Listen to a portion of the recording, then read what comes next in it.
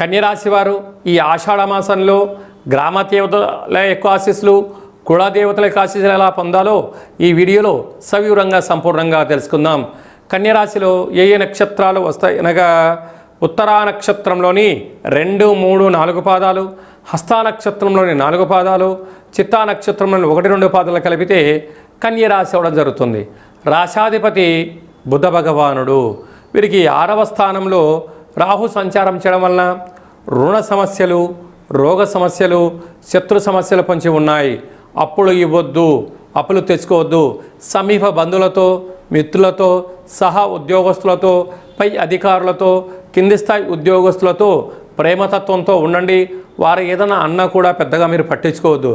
లేకపోతే వీరే మీకు శత్రువులైపోయి వీరే మిమ్మల్ని నిద్రలేని రాత్రులు గడపడం, మీకు లేనిపోని భయాలు సృష్టించే పరిస్థితి చాలా అధికంగా ఉంటుంది సుమా.